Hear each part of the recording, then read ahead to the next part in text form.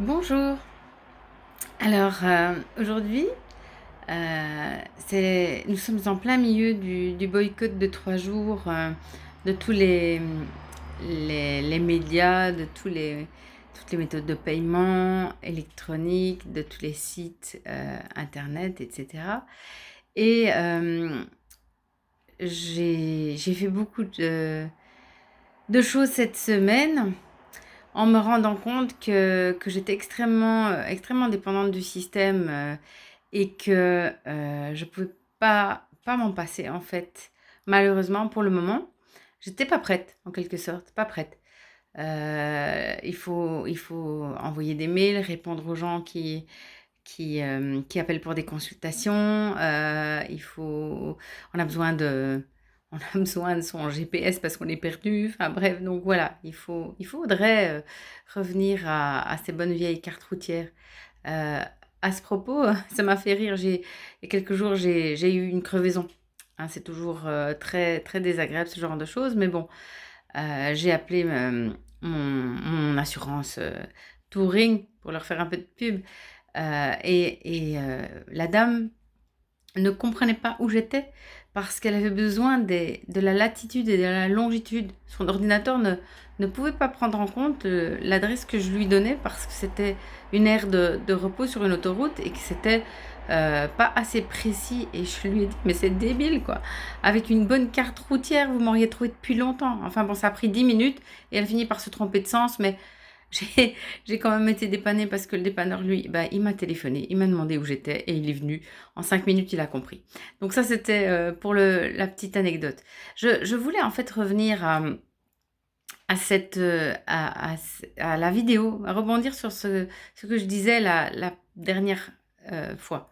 Quand je vous parle des puissants, il y a quelqu'un dans les commentaires qui disait que non, ils ne sont pas puissants. En fait, les gens sont puissants si on leur accorde cette, autorité sur nous. Les gens sont riches parce qu'on leur a acheté des choses et c'est un peu beaucoup l'idée du boycott de leur faire mal au portefeuille, en fait, et de leur, montrer que, ils sont dépendants de nous. Donc quand on est roi, si on n'a pas de peuple, si on n'a pas de sujet, heu, on est roi de rien du tout. On est un roi de pacotille, il faut pas l'oublier ça. Donc quand je dis qu'eux sont très puissants, je ne dis pas ça pour vous effrayer. Je dis ça parce que c'est un fait pour le moment. Parce que pour l'instant, c'est eux qui ont l'argent et c'est que eux qui tirent les ficelles et qui mènent le bal. Mais ça, c'est pour le moment. Nous sommes très nombreux à réaliser que beaucoup de choses ne vont pas. Et ils nous ont infantilisés. Nos ministres, nos experts, nos médecins, nos enseignants, nos universitaires, nos intellectuels, de tous bords, de tous poils, de toute nationalité, ont chanté d'une même voix, puisqu'ils suivent le même chef d'orchestre. Ils ont chanté d'une même voix une partition qui disait: «Nous savons mieux que vous ce qui est bon pour vous, alors vous devez obéir et vous taire». Et moi, ce que je veux dire aujourd'hui, simplement, c'est que vous n'êtes pas des enfants. Vous êtes adultes. Vous avez des responsabilités aussi dans cette histoire. Vous avez la responsabilité d'avoir marché dans le récit, d'avoir accepté certaines choses sous la menace, sous la contrainte, par peur, par croyance, parce que ça vous rassurait qu'on décide pour vous. Vous avez la responsabilité d'avoir accepté certains traitements expérimentaux, mais vous n'êtes pas coupable. Seulement, comme vous êtes adulte, vous avez le devoir de vous informer et surtout, le devoir de protéger ceux qui n'ont pas la possibilité de s'informer et qui n'ont pas la capacité émotionnelle de résister. Et je parle de nos aînés et je parle surtout de nos enfants. Nous sommes responsables de la façon dont nous traitons nos aînés et de la façon dont nous traitons nos enfants.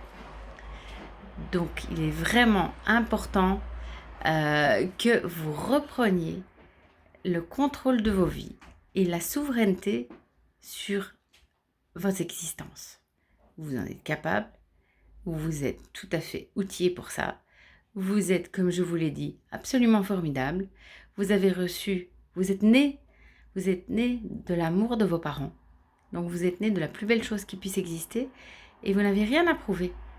Vous n'avez rien à prouver. Ne vous laissez pas définir par le regard des autres. Ici, nous sommes dans un combat, mais dans le sens constructif du terme, dans un combat entre le bien et le mal. C'est le bien qui triomphera, parce que nous avons en nous tellement plus d'amour que eux n'ont de... En fait, eux, ce qu'ils ont comme émotion, c'est la peur et la haine. Et ça, c'est autodestructeur. Donc, eux, ils ont peur de mourir, ils ont peur de disparaître, de perdre leur importance, parce que c'est la seule chose qui les définit, en fait. Eux aussi, en fait, ils se sont laissés définir par l'extérieur. Ils se croient, ils sont vides, ils sont creux, et ils croient que la seule façon de marquer leur passage sur cette terre, c'est de nous écraser et de nous martyriser. Et ils pensent qu'ils vont arriver ainsi à l'immortalité en accumulant les richesses et les mensonges. Et c'est juste de la fumée. Ils sont en plein mirage, ils sont en plein délire en fait. Donc nous sommes dans un combat entre le bien et le mal. Et ce combat, il va donner naissance à de l'amour qui va submerger tout ce qui peut être nocif.